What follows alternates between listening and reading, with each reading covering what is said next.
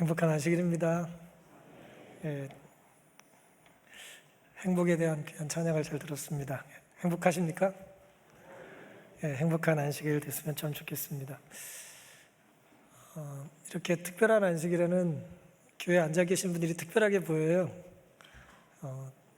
찬양대원들이 이렇게 가족들을 만나러 많이 비었다는 생각을 하는데, 또 이렇게 자리를 지켜주신 분들 감사드리고, 또 계신 곳에서 가족들과 또 부모님들과 행복하고 은혜로운 안식일 보내게 됐으면 좋겠습니다. 그리고 오늘 이곳에 부모님 성화에 혹은 가족의 또 초청으로 앉아 계신 분들이 계실 수도 있을 텐데, 여러분이 어떤 마음으로 이곳에 오셨든지 여러분을 초청하신 분은 오늘 우리가 들은 찬양처럼 그리스도인의 행복을 좀 나누고 싶은 간절한 마음으로 여러분을 초대하셨다는 걸 기억하시고, 이 시간을 통해서 하나님의 음성과 또 사랑을 경험할 수 있게 되기를 간절히 바랍니다. 오늘 함께 살펴볼 은혜의 말씀은 창세기 17장 말씀인데요, 함께 교독하신 말씀인데 제가 봉독하겠습니다. 아브라함이 이에 하나님께 고하되 이스마엘이나 하나님 앞에 살기를 원하나이다. 내 언약은 내가 명년 이 기한에 사라가 네게 낳을 이삭과 세우리라. 18절은 아브라함이 하나님께 드린 말씀이고요, 21절은 하나님께서 아브라함에게 들려주신 말씀입니다. 여러분, 작년 추석 기억나십니까?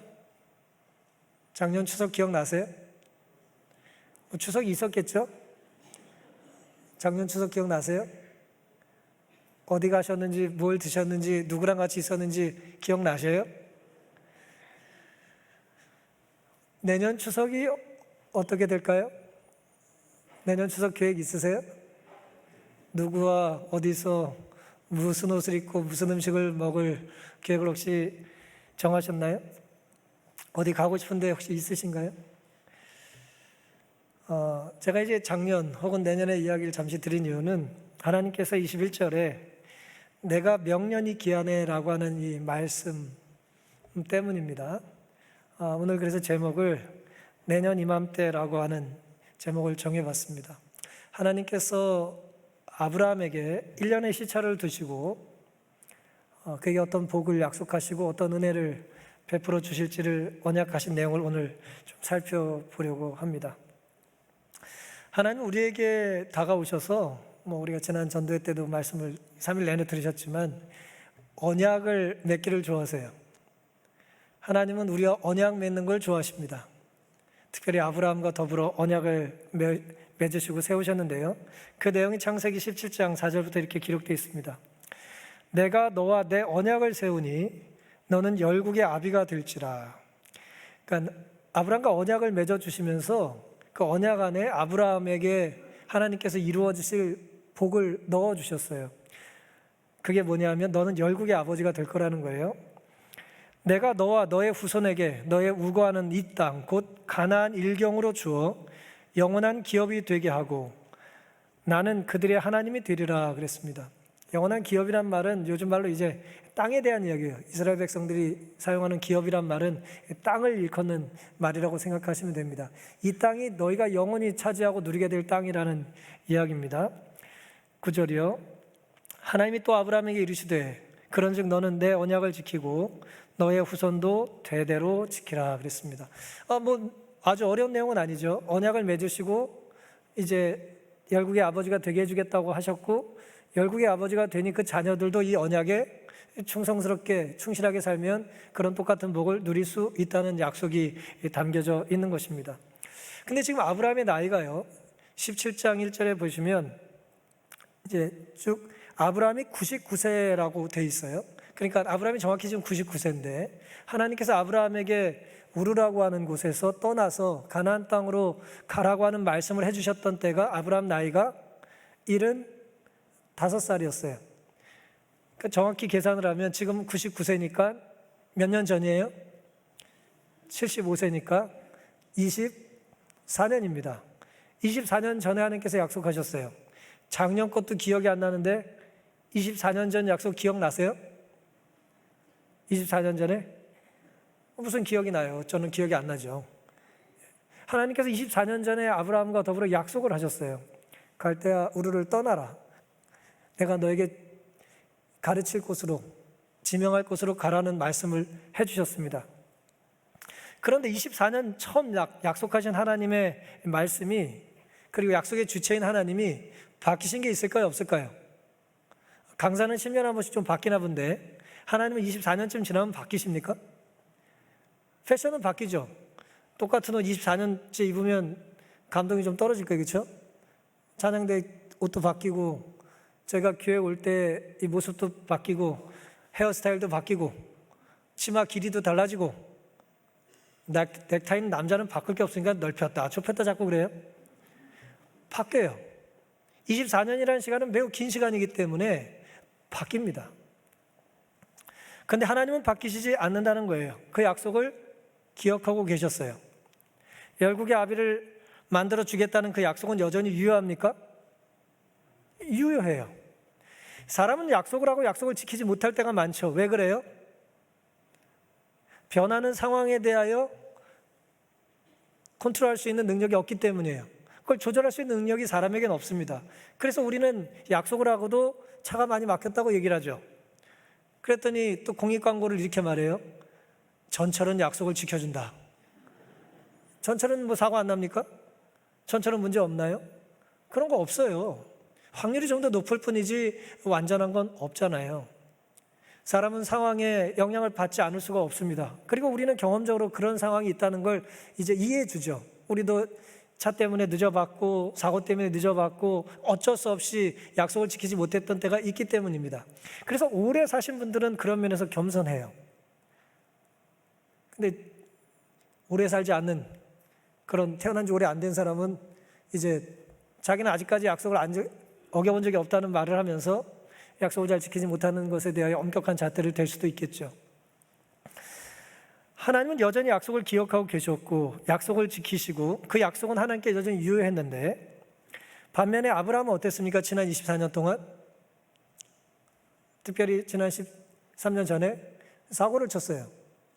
하나님 약속을 이제 믿고 기다리지 않고 이제 자신의 힘을 의지해서 몸종을 통해서, 하갈을 통해서 아들을 낳습니다. 그리고 낳은 아들이 이스마엘이에요. 하나님이 약속을 하시고 주시겠다고 하셨는데, 사라를 통해서 자녀를 주시겠다는 약속을 지킬 걸 기다려야 되는데 지키지 못하고 기다리지 못했어요. 뭐 아내의 성화도 있었지만, 그러면서 했던 말이 이스마엘이나 뭐 하나님의 자녀로 살면 되지 않겠습니까? 라고 하는, 이건 겸손한 것도 아니고 이건 뭐라고 이해해야 될지 모르겠어요. 하나님께서 약속을 계속해서 지키고 이루어 주실 것을 믿지 않고 내가 사고치고 지금 한 10살 된 이 아들이나 잘 자라면 좋겠습니다 라고 이야기를 하고 있습니다. 하나님께서 언약을 세우셨는데 그 언약의 내용이 구체적으로 뭐였습니까? 아브라함과 맺은 언약의 구체적인 내용이 뭐였습니까? 그 다음에 성경절을 보시면 9절부터 할례를 행하라는 이야기를 하고 계세요. 하나님이 또 아브라함에게 이르시되 그런즉 너는 내 언약을 지키고 너의 후손도 대대로 지키라. 너희 중 남자는 다 할례를 받으라. 이것이 너희와 너희 후손 사이에 지킬 내 언약이니라. 너희는 양피를 베어라. 이것이 너와 너희 사이의 언약의 표징이니라. 대대로 남자는 집에서 난 자나 혹 너희 자손이 아니요 이방 사람에게서 돈으로 산 자를 물어나고 난 지 8일 만에 할례를 받을 것이라. 너희 집에서 난 자든지 너희 돈으로 산 자든지 할례를 받아야 하리니 이에 내 언약이 어디에 있어요? 너희 살에 있을 거라는 거예요. 너희 몸에 표피를 제거하는 거기에 내 언약이 새겨져 있을 거다. 영원한 언약이 될 거다라는 말씀을 하셨습니다. 하나님의 언약의 내용이 할례를 행하라는 거예요. 이제 가정의 대표가 남자니까 이제 남자가 대표로 할례를 행하는 거예요. 그런데 이 할례는 불편해요? 혹은 편해요? 불필요한 거예요? 필요한 거예요? 여러분 보시기에 어때요? 여러분이 아브라함 시대도 돌아간다면 하나님께서 할례를 명하셨어요. 지금 아브라함 나이가 몇 살이라고요? 99세예요. 99세 된 노인에게 하나님께서 나타나셔가지고 할례를 행하라는 거예요. 필요해 보여요? 불필요해 보여요? 아니 99세 되신 분이 헬스장 끊으면 필요해요? 안 필요해요? 어떻게 생각하세요? 그것도 3년짜리 싸다고. 이해가 되세요? 99세 된 아브라함에게 나타나셔서 할례를 행하라는 이야기가 이해가 되십니까? 어쨌든 하나님께서 명령하셨어요. 불편해 보이고 불필요해 보일 수 있습니다. 그런데 하나님 명령하셨다면 하나님의 명령에 보일 수 있는 최선의 반응은 뭘까요? 순종이죠. 하나님의 명령 앞에는 우리의 최선은 언제나 뭐라고요? 네, 순종입니다. 그게 성경의 가르침이고 역사의 교훈입니다. 왜냐하면 순종하면 내가 이해할 수 없는, 내가 불필요하다고 생각하는, 내가 불편하다고 생각하는 그 일 통하여 하나님의 언약이, 그 약속이, 그 복이 성취되기 때문입니다. 순종한 만큼 우리는 하나님의 약속을 누리게 돼요. 순종한 만큼 누릴 수 있습니다. 신명기 10장 16절에는 그런데요, 이것이 좀 더 영적인 의미로 이렇게 적용이 됩니다. 그러므로 너희는 마음의 할례를 행하고 다시는 목을 곧게 말하라 그랬어요. 몸의 표피만 제거하는 것으로 만족하지 말고, 살만 찢지 말고 마음을 이제 할례를 행하라는 거예요. 마음의 할례, 하나님의 표식을 마음에 새기라는 것입니다. 예레미야 6장 10절에는 내가 누구에게 말하며 누구에게 경책하여 듣게 할고 보라 그 귀가 할례를 받지 못하였다 그랬어요. 하나님의 음성을 듣질 않아요. 귀가 할례 받지 못했다는 거예요. 일단 영적인 의미죠. 뭐 귀를 뭐 째릴 것도 아니고 뭐 제거할 것도 아니고 마음은 뭐 보이지도 않는데요. 어떻게 하겠습니까? 하나님께서 우리에게 할례를 행하라 아브라함에게 그 당시 하셨을 때의 의미는 우리의 몸에 하나님의 흔적을, 하나님의 자국을, 하나님이 너를 택했다라고 하는 약속을 믿으라는 거죠. 몸에 새기라는 거예요. 나만 볼 수 있는 거죠. 남이 보지 않아요. 남이 좀처럼 볼 일이 없어요. 나만 보는 거예요. 나만 아는 거예요. 거기에 하나님과 나만 아는 표식을 하라는 거예요. 자국을 새기기를 원하시는 것입니다. 우리의 몸에뿐 아니라 우리의 마음에 하나님의 사랑과 또 언약의 흔적을 새기기를 원하시는 거예요. 변하지 않은 것 같은데 변하는 것입니다. 달라지지 않은 것 같은데 달라진 거예요. 물속에 한번 들어갔다 나왔다고 해서 뭐 대단한 변화가 있겠습니까? 하지만 오늘날 할례는 우리에게 이제 침례니까요. 침례를 받기 전과 후는 다른 거예요. 누구 보시기에 달라요? 하나님 보시기에 다르고 순종한 사람에게 다른 거예요. 사실 할례는 이스라엘 백성들만 하는 게 아니에요. 고대 근동의 여러 민족이 할례를 행했어요. 뭐 블레 사람들은 행하지 않았고 우르에도 행하지 않았기 때문에 우리는 대부분 안 한다고 생각하지만 그렇지 않아요. 이미 애굽이나 어디 근동의 많은 나라들은 애굽도 마찬가지고요. 할례를 이미 행했고 행하고 있었어요. 근데 이미 이방 사람들이 하고 있던 그 할례를 하나님께서 아브라함에게 명하신 이유가 뭘까요? 똑같은 행위라 할지라도 의미가 다른 것입니다. 목욕탕에 가서 열탕에 들어가고 냉탕에 들어간 거랑 침례랑 멀리서 보면 똑같아요. 물속에 들어가다 나오는 거잖아요. 하지만 의미가 다릅니까? 의미가 전혀 다르죠. 전혀 의미가 다른 거예요. 하나님과의 언약을 맺은 것이죠. 하나님께서 우리에게 주신 생명에 또 하나님께서 우리에게 주신 이 생명이 담겨져 있다고 할까? 이 몸에 우리는 하나님의 흔적을 새길 필요가 있는 것입니다. 마음과 귀에 하나님의 뜻이 새겨질 수 있기를 간절히 바랍니다. 우리가 늘 하던 대로 산다면, 내가 옳다는 대로 살고 내가 원하는 대로 살고 흔히 말하는 내 스타일대로 고집하고 살면 하나님은 도대체 나에게 무슨 의미가 있습니까? 하나님 나에게 말씀하실 때나 말씀하지 않으실 때나 약속하실 때나 약속하지 않으실 때나 내 행동이 똑같다면 오늘 우리 마음속에는 또 혹은 우리 귀에는 우리 입술에는 하나님을 기억하는 언약의 행위는 언약의 행위인 영적인 할례는 없다는 것입니다. 오늘 귀한 안식일 또 명절이 겹치는 특별한 날이잖아요. 우리에게 다가오셔서 언약을 세우기를 원하신 하나님께 우리의 가장 소중한 것을, 가장 귀한 것을 할례로 구별하셔서 하나님께 드릴 수 있는 언약의 백성들 될 수 있기를 간절히 바랍니다. 하나님이 오늘 우리에게 이제 언약을 맺으시면서 결국 주고자 원하시는 것은 우리를 괴롭히시는 게 아니에요. 우리를 고통스럽게 하는 것이 아니죠. 하나님은 그것을 통해서 주고자 원하시는 복이 있습니다. 하나님은 우리에게 복을 주시기를 원하시고 복을 주지 않고는 견딜 수 없을 만큼 아주 작정을 하신 분이에요. 하나님 마음을 바꿀 수가 없어요. 복을 주고자 원하시기 때문에. 15절부터는 이렇게 기록하고 있습니다. 하나님이 또 아브라함에게 이르시되 너의 아내 사레는 이름을 사레라 하지 말고 그 이름을 사라라 하라. 내가 그에게 복을 주어 그로 네게 아들을 낳아 주게 하며 내가 그에게 복을 주어 그로 열국의 어미가 되게 하리니 민족의 열왕이 그에게서 나리라. 이미 하나님께서 아브라함을 아브라함이라고 이름 바꾸시면서 너는 열국의 아비가 되게 할 거라 말씀하셨잖아요. 그러니까 하나님께서는 그런데 남자와 여자를 차별하지 않으시고 그 사레의 이름도 사라라고 이름을 바꿔주시면서 열국의 어미가 될 거라는 약속을 해주시는 거예요. 17절 그 말씀을 듣고 아브라함이 엎드려 웃으며 심중에 이르되 100세 된 사람이 어찌 자식을 낳을까? 사라는 90세니 어찌 생산하리요? 하고 그랬습니다. 하나님 복 주시겠다고 작정하시고 말씀하셨는데 아브라함이 어떻게 반응을 해요? 아브라함이 어떻게 반응해요? 아이고 감사합니다 하나님 이라고 반응하지 않고 웃었어요. 왜 웃었을까요? 왜 웃어요?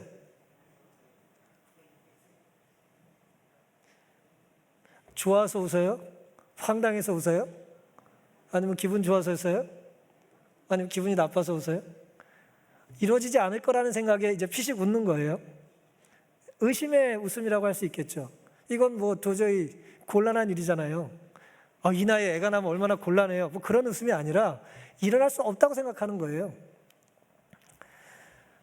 본교 주석은 이 성경절 이렇게 주석했습니다. 들을 수 있게 말했다기보다 아마도 심중에 말했을 아브라함의 질문들, 곧 100세 된 사람이 어찌 자식을 낳을까?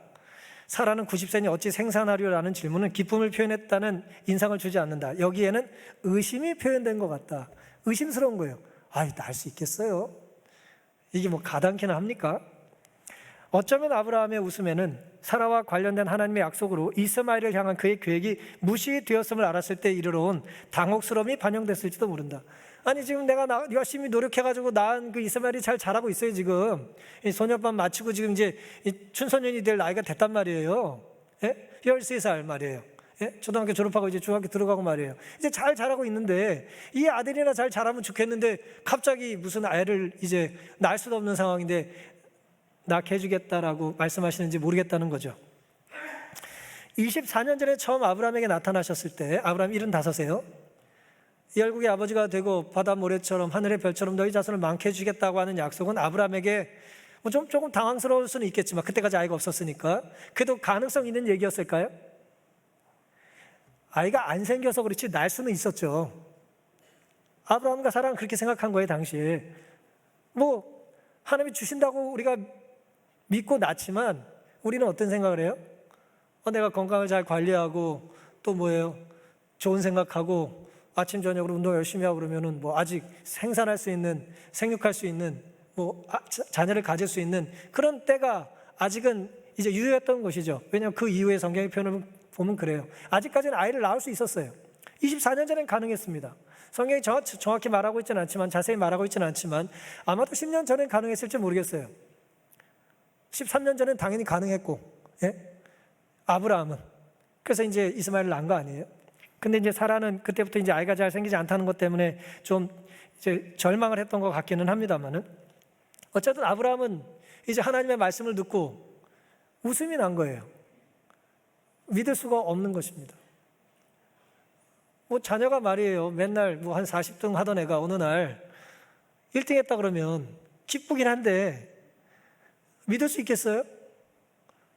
거짓말하지 말아라. 우리 반응이 어떻겠어요? 기쁨과 별개로 불편함이 있을 수 있지 않겠습니까? 지금 아브라함의 심정은 어쩌면 그런 생각이었을지도 모르겠어요. 너무 늦었다는 거죠. 안 돼요 이제. 너무 늦었어요. 여러분 혹시 뭐 학창시절에 혹은 가난하고 힘든 시절을 살아오셨으니까 어르신들은요. 정말 공부를 하고 싶었고 간신히 공부를 할 수 있는 기회가 주어졌는데 차를 못 타가지고 혹은 기차를 놓쳐서 마감 시간을 놓쳐서 시험을 보지 못했거나 뭐 자격증을 따지 못한 일이 혹시 있으십니까? 우리 주변에 그런 일도 종종 있잖아요. 종이 울린 거예요. 마감 시간이 끝났어요. 무효입니다. 판사가 도장을 3번이나 망치로 친 거예요. 선거가 끝났어요. 우리의 삶의 마감일 참 불편하죠. 새롭게 뭔가 도전해 볼 수 있는 기회 자체가 주어지지 않는 것입니다. 이의 신청을 할 수 있는 기간이 있는데 우리의 삶에는 그 기간이 끝나버렸어요. 방법이 없습니다. 절망해 본들 답이 있는 것이 아니에요. 내 힘으로는 열 수 없는 그 문이 닫힌 것입니다. 마치 방주의 문이 닫혀가지고 말이에요. 인간의 힘으로 열 수 없는 것처럼 닫혀진 거예요. 끝났다는 휘슬이 울렸어요. 길을 쓰고 뛰어도 이제는 기회가 주어지지 않는 것입니다. 아브라함 역시 할 말이 있었던 거예요. 하나님께서 아들을 주시겠다고 약속하셨는데 지난 24년 동안 안 주셨잖아요. 나나 아내나 생물학적으로 자녀를 낳는 것이 이제 불가능해졌어요. 더 이상 생산할 수 있는 이제 생물학적인 능력이 사라진 것입니다. 이런 상황, 이런 상태, 이런 지경, 이런 처지에 대체 뭘 할 수 있겠어요, 아브라함이? 아브라함이 할 일이 있어요, 없어요? 아브라함이 할 일은 없죠. 그러니 누가 하셔야 돼요? 그러니 하나님이 이제 하셔야 되는 것입니다. 사랑하는 성도 여러분, 오늘도 여전히 하나님께서는 우리에게 말씀하시고 명령하시고 약속하고 계시다는 걸 믿으십니까? 우린 그걸 믿는 사람들이고 믿는다고 고백하는 그리스도인들이에요. 그런데 하나님의 약속과 축복의 내용에도 불구하고 우리는 받아들일지 말지에 대한 울타리를 누가 쳐요? 내가 정하는 거예요. 여기는 어려워요. 하나님 여기는 안 될 겁니다. 일로 오세요. 여긴 너무 높습니다. 요만큼만 올라오시면 좋겠습니다. 라고 이제 우리 스스로 하나님의 능력을 제한하는 거예요. 무능하다고 하는 걸 고백하면서도, 이제는 안 된다고 고백하면서도 전능한 하나님의 능력을 우리는 자꾸 제한하려고 하는 거예요. 창세기 17장 1절에 하나님께서 말씀하신 하나님 자신의 표현을 성경은 이렇게 기록했어요. 나는 전능한 하나님이라. 하나님 전능하다는 얘기를 이미 하셨어요. 근데 아브라함은 자꾸 자기 능력에 혹은 자기 지성에, 자기 인식의 한계 안에 하나님을 가두고 있는 것입니다. 아들을 주겠다, 복을 주겠다는 약속을 이해하기가 매우 힘들어요. 그래서 웃은 거예요. 웃음밖에 안 나. 울 수는 없잖아요. 웃는 것입니다. 하나님 자꾸 저한테 왜 자꾸 그러십니까? 이제 내 나이가 몇인데 아들을 낳겠다는 겁니까? 아내 상태도 그렇고 저도 아이를 낳을 수가 없습니다. 정확히는 99세인데 한 살을 더 붙여가지고 과장을 좀 했어요. 100세라고. 우리가 뭐 유리할 때 자꾸 과장하잖아요.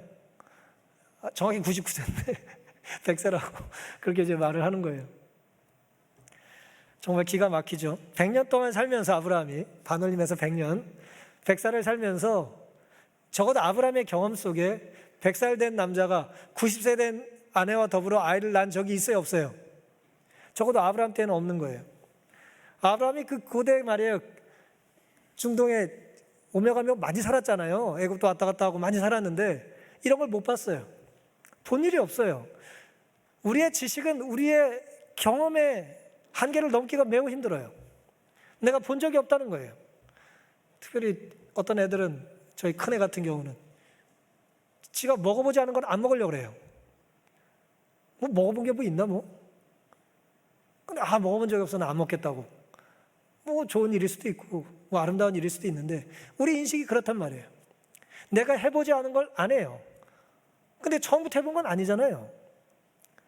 일방적으로 줬으니까 먹은 거고, 그렇죠?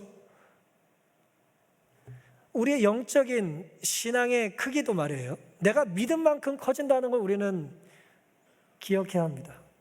내가 순종한 만큼 넓어지는 거예요. 내가 믿고 순종하고 행동한 만큼 깊어지는 것입니다.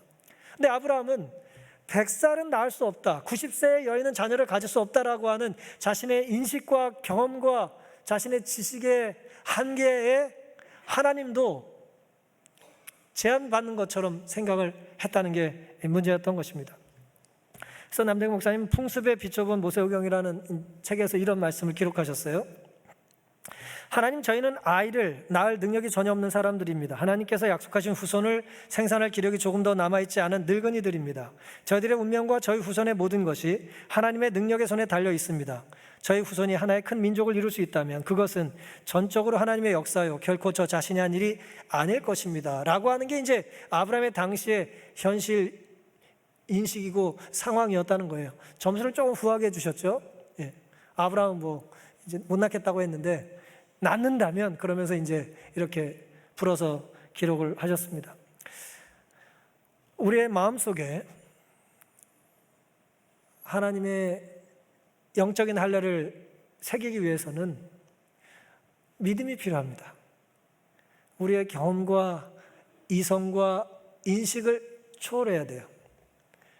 이해돼야 필요하다, 나에게 도움될 거다, 유리하다라고 하는 동의가 우선되는 것이 아니라, 하나님이 말씀하셨다면, 하나님이 약속하셨다면, 하나님께서 명령하셨다면 내가 따르는 것이 최선이라고 하는 쪽에 내 삶을 던지는 것입니다. 그것이 아브라함이 했어야 될 일이에요. 그럼 오늘 우리는 어떨까요?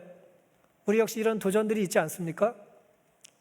이해되지 않는 부분에 있어서 하나님의 말씀을 대하는 최선의 선택은 믿음으로 순종하는 것이다 라고 하는 것을 우리에게 다시 한번 주시는 교훈을 마음으로 받아들이고 다짐하는 이 시간 되기를 간절히 바랍니다.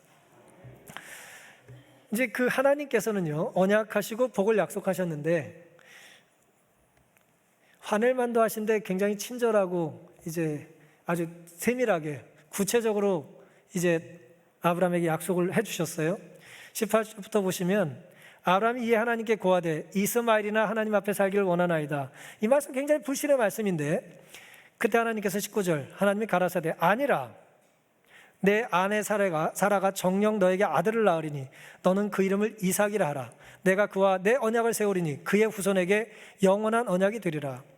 이스마엘에게 이르러는 내가 너의 말을 들었나니 내가 그에게 복을 주어 생육이 중다 하여 그로 크게 번성케 할지라. 그가 12방백을 낳으리니 내가 그로 큰 나라가 되게 하려니와 내 언약은 정녕 명년이 기한에 사라가 너에게 낳을 이삭과 세울 것이다 그랬습니다. 하나님 굉장히 친절하세요. 아브라함이나 그러니까 이스마엘이나 잘 살게 해달라고 하는 마음을 가지고 아브라함이 하나님께 좀 투정 부릴 때에 하나님께서 네가 그렇게 말한 걸 봐서 아브라함 이스마엘의 손을 좀 봐줘야겠다라고 말씀하신 게 아니라 그에게도 뭘 주시겠다고요? 복을 주시겠다는 말씀을 약속을 하셨어요. 두려운 거죠, 아브라함이. 이 아들 어떤 아들이에요? 내가 사고치고 낳은 아들인데 이 아들 좀 잘 돼야 되지 않겠습니까? 그 아들 걱정에 이삭에 대한 하나님의 약속은 잘 들어오지 않으니까 네가 이스마엘에게 기대하고 있는 것을 내가 안다. 그도 내가 잘 책임져 주고 그의 자손도 내가 복을 주겠다는 약속을 하고 계신 거예요. 하나님의 손, 하나님의 약속은 명년 이 기간에라고 하는 구체적인 시간으로 아브라함에게 전달이 됐습니다. 23절부터 보시면 이에 아브라함이 하나님이 자기에게 말씀하신 대로 이날에 그 아들 이스마엘과 집에서 생장한 모든 자와 돈으로 산 모든 자 곧 아브라함 집 사람 중 모든 남자를 데려다 그 양피를 배웠다 그랬어요. 그 약속을 듣고 나서야 아브라함이 이제 할례를 행하는 것이죠. 24절 아브라함이 그 양피를 벤 때는 99세였다 그랬습니다. 놀라운 말씀이죠. 99세의 아브라함이 언약의 조건을 이제 이룹니다. 이 상황을 사도 바울은 로마서 4장에 이렇게 기록을 합니다. 성경이 무엇을 말하느뇨? 아브라함이 하나님을 믿으며 이것이 저에게 의로 여긴 바 되었느니라. 아브라함이 바랄 수 없는 중에 바라고 믿었으니 이는 내 후손이 이 같으리라 하신 말씀대로 많은 민족의 조상이 되게 하려 하심을 인함이라. 그가 백세나 되어 자기 몸에 죽은 것 같음과 사라의 태에 죽은 것 같음을 알고도 믿음이 약하여지지 아니하고 믿음이 없어 하나님의 약속을 의심치 않고 믿음에 견고하여져서 하나님께 영광을 돌리며 약속하신 그것을 또한 능히 이루실 줄을 확신하였으니라고 기록을 합니다. 전 이 말씀을 창세기와 비교해 보면 동의하기가 좀 힘들어요. 창세기 기록에 의하면 아브라함이 잘 믿었습니까? 잘 믿었어요? 우리가 한 20분, 30분 지금 살펴봤는데 아브라함이 잘 믿었어요? 안 믿었어요? 잘 안 믿었잖아요. 의심하고 뭐 엉뚱한 소리하고 자 그랬잖아요. 근데 바울은 뭐라고 얘기를 해요? 로마서 4장에 잘 믿었다고 얘기를 하잖아요. 누구 말이 맞는 거예요? 뭐 둘 다 맞다고 할 수 있겠는데요. 이렇게 생각하시면 좋겠어요. 이건 나중에 다 이룬 이후에 그가 이룬 일에 대한 이제 평가를 이렇게 후하게 해주신 건데, 우리가 살펴볼 때 아브라함이 진정 바랄 수 없는 중에 바라고 믿었고 믿음이 약해지지 않았던 것은 아니잖아요. 그의 믿음은 약해졌고 바랄 수 없는 중에 바라지를 않았잖아요. 약속하신 그것을 또한 능히 이루실 줄을 그가 확신했습니까? 그렇게 확신하지 못했어요. 그저 과분하게 점수를 준 거예요. 과하게 후한 점수를 준 거예요. 낙서를 끄지게 놨더니 너무 잘했다고 도장을 찍어준 거예요. 뭔 소리를 떠드는지 모르겠는데 무조건 엄마나 아빠는 애가 얘기하면 자기 이름 불렀다고 하는 거 아니에요. 들어주는 거예요. 그냥 점수를 주는 거예요. 그의 마음속에 작은 동작을 끝까지 순종하지 않다가 마지막에 조금 순종한 것을 가지고 뭐예요? 아유, 이만하면 됐다고. 또 딴짓 할까 봐 그냥 문을 닫아버리는 거예요. 못 나가게. 뭐 그런 거예요 지금.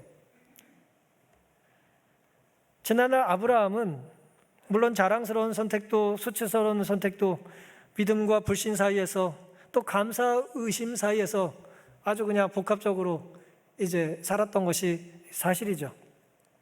간신히 들어왔지만 마치 1등한 사람처럼 금메달 딴 사람처럼 잘했다는 거예요.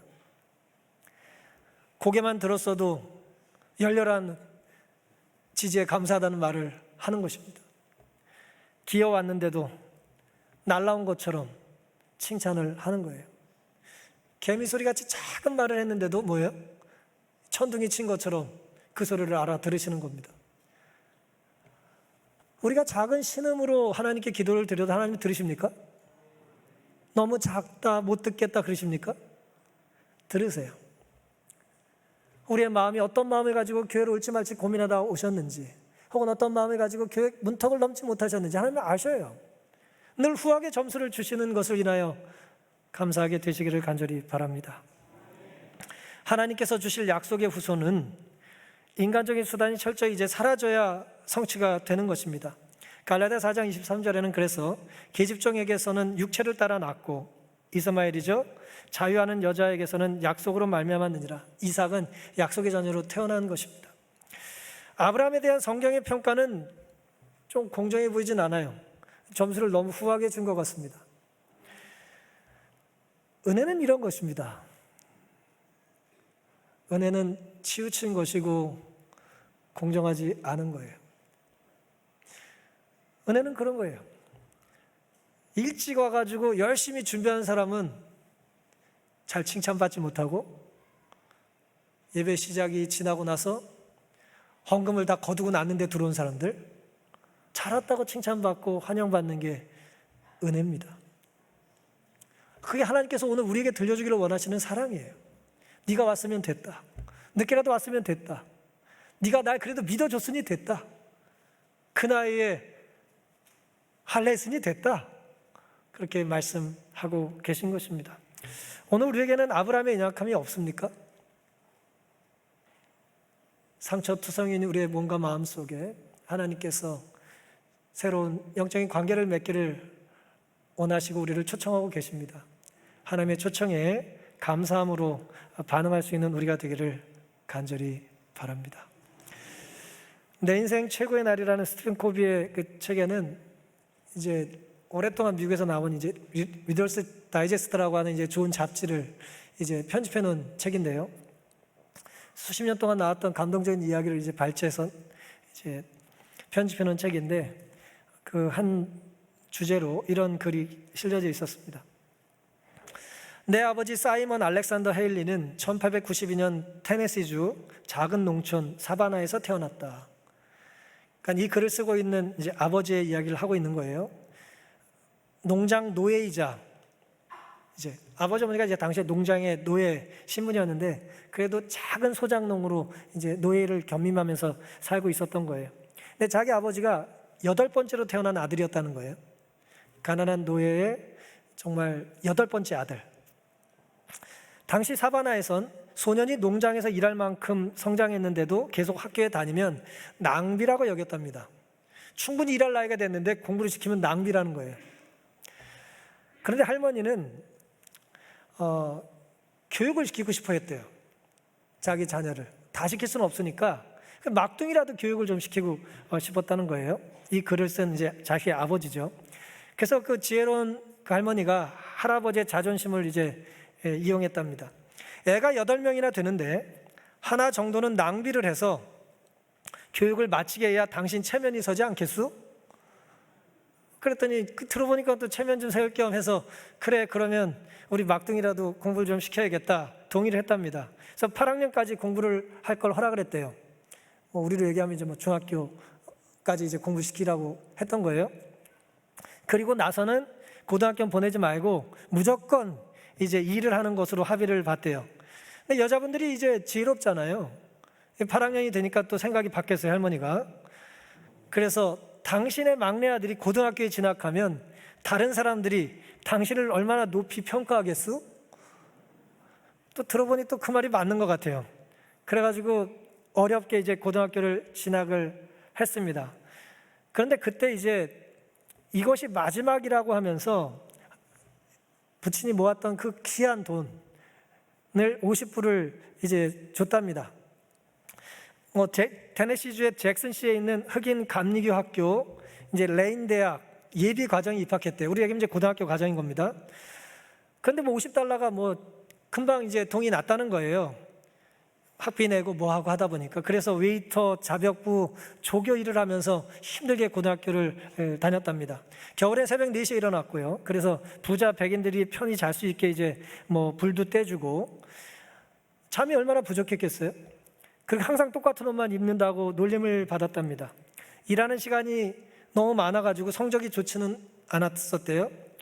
근데 결국 이제 꾸역꾸역 학교를 졸업하게 됐습니다. 그리고 놀랍게도 이제 중학교까지만 공부하게 허락해준 아버지의 말과 달리 이제 노스캐롤라이나주의 그린스버러에 A&T라고 하는 대학이 있었는데 그 대학에 들어갔대요. 근데 이제 2학기가 됐는데 호출이 와서 이제 교수님을 만나러 갔더니 낙제를 했다는 거예요. 이렇게 힘들게 공부를 했는데 낙제를 했다는 거예요. 이유가 뭐냐? 돈이 없어가지고 책을 못 산 거예요. 교재가 없는데 무슨 공부를 하겠어요? 천재도 아니고 강의 듣고 다 암기할 수 있는 것도 아니고 결국 이제 낙제를 하게 된 상황이 된 것입니다. 정말 집안의 꿈을 가지고 어머니의 후원을 가지고 이제 정말 어울리지도 않는 대학까지 공부하러 갔는데 낙제하게 돼서 이제 다시 소장농처럼 돌아가게 될 즈음에 마침 그때 이제 힘든 아르바이트를 신청했었는데 풀먼사라고 하는 곳에서 이제 수백 명의 지원자를 받았을 때 자기도 지원을 했는데요. 놀랍게도 침대차 서비스맨으로 하절기에 임시 고용을 이제 해주겠다는 연락이 온 거예요. 그래서 이제 여름 내내 침대차에 이제 서비스맨으로 이제 먹을 거 날라주고 하는 일을 할 수 있었답니다. 새벽 2시에 일어났대요. 참 고생 많이 했겠죠. 새벽 2시에 일어나서 기상벽이 울리면 제복을 갈아입고 승객 침대로 갔고 그러던 어느 날 잠을 못 자겠다는 한 백인 할아버지가 이제 따뜻한 우유 2잔을 좀 갖다 달라고 부탁을 했답니다. 새벽 2시에 일어났더니 은쟁반에 우유나 냅킨을 담아서 잘 정성껏 갖다 드렸답니다. 그랬더니 그걸 잘 드시고 보통은 서비스맨이 이제 흑인들이니까 말을 섞지 말라고 교육을 받는데 이 백인 할아버지가 자꾸 말을 거는 거예요. 이름이 뭐냐, 뭐 하다 왔냐, 계속 말을 거는 거예요. 그래서 이제 묻는 대로 대답을 하고 이제 그날 이제 봉사를 어쨌든 그 일을 마쳤답니다. 그리고는 그 다음 날 이 사람이 이제 기차에서 내려서 돌아갔고 5불을 이제 팁으로 줬는데 굉장히 큰 돈이었다네요, 당시에. 그렇게 이제 하절기 내내 모은 돈으로 한 학기를 더 다닐 수 있게 된 거예요. 그래서 이제 한 학기를 더 공부하라고 어차피 이제 여의치 않아가지고 결국 낙방도 하고 공부도 못할 것 같긴 했지만 이제 학교를 간 거죠. 그랬더니 총장님이 불러서 총장실에 갔더니 지난 여름 풀먼사에서 서비스맨으로 일한 적이 있냐고 물으시더라는 거예요. 그랬었다고. 어떤 사람에게 새벽에 우유를 갖다 준 적이 있냐고. 그랬다고. 그랬더니 그 사람은 세터데이 이브닝 포스트라고 하는 커티스 출판사의 경영자로 살다가 이제 거기서 물러난 보이스라고 하는 이제 뭐 기업가죠. 그 자산가인데 자네의 전학기 등록금과 기숙사비 책값으로 $500를 보냈다는 이야기를 전해준 거예요. 놀라운 일이죠. 그냥 짧은 시간에 만나고 잠깐 대화한 게 단데 이 가난한 흑인 학생을 위해서 전액 장학금을 줬다는 거예요. 어쨌든 결과적으로 그 돈을 가지고 열심히 공부를 해서 책도 사고 장학금도 받고 코넬 대학에 장학금을 받고 대학원도 나오고 나중에 이분은 교수가 됩니다. 그리고 자기 아버지의 이야기를 기록한 사람은 누구냐면 작가인 이제 알렉스 헤일리라는 사람이에요. 막내 아들 헤일리라는 사람입니다. 알렉스 헤일리 어디서 들어본 적 없으세요? 뿌리라고 하는 책을 쓴 사람이에요. 물론 그 이전에 이제 말컴 X라고 하는 책을 써서 이제 자기 아버지를 살려줬던 보이스라고 하는 사람이 일했던 그 세터데이 이브닝 포스트라고 하는 곳의 편집자들과 만나는 이야기가 좀 기록이 더 돼 있기도 합니다. 사랑하는 성도 여러분, 제가 이 말씀을 드리는 이유는 하나님께서 우리와 맺으신 언약도 이렇게 낭비처럼 보일 때가 있는 거예요. 할머니가 막둥이 아들한테 공부 좀 시키자는 건 그 시절엔 뭐예요? 낭비예요, 낭비. 이거 뭐 공부해서 뭐하나. 낭비처럼 보이는 거예요. 하나님의 언약과 하나님의 복이 때로 낭비처럼 보입니다. 공정해 보이지 않아요.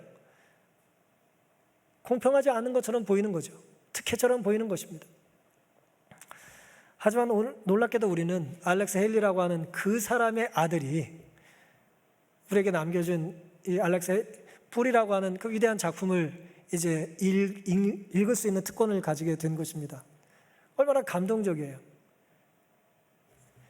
아프리카의 흑인들이 어떻게 노예가 됐고 어떻게 미국 땅에 정착한지 7대에 대한 이야기를 이제 사실을 이제 근거로 기록한 책입니다. 뭐 표절 시비가 없었던 건 아닙니다만은 어쨌든 아주 아름다운 작품입니다.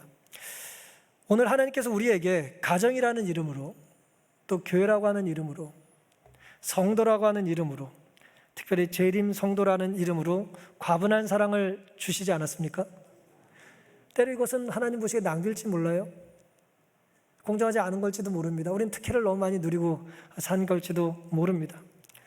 우리가 누린 권리에 책임이 있어야 될 것이고요. 우리에게 주신 놀라운 기회는 하나님께서 기뻐하실 만한 의무가 따라 되지 않겠습니까? 추석입니다. 모처럼 가족들과 시간을 보내시고 또 유익한 시간들을 보내고 계실 텐데요. 하나님께서 우리에게 베푸신 사랑의 선물을 우리도 하나님이 우리에게 언약을 맺으시고 놀라운 복을 조건 없이 주셨던 것처럼 1년 뒤에 아브라함이 할례를 행하고 그때 1년 뒤에 태어난 아들이어야 하나님께서 그에게 주고자 원하시는 언약의 아들이라고 하는 사인을 우리가 확신할 수 있지 않겠습니까? 그러니 오늘부터라도 우리가 하나님 부르심에 사로잡혀서 1년 뒤 어떤 추석을 맞아야 될지, 어떤 삶을 살아야 될지, 어떤 모습으로 하나님 앞에 서야 될지를 고민함으로 순종과 희망과 믿음의 씨앗을 심는 오늘이 되기를 바라면서 오늘 말씀을 마치겠습니다.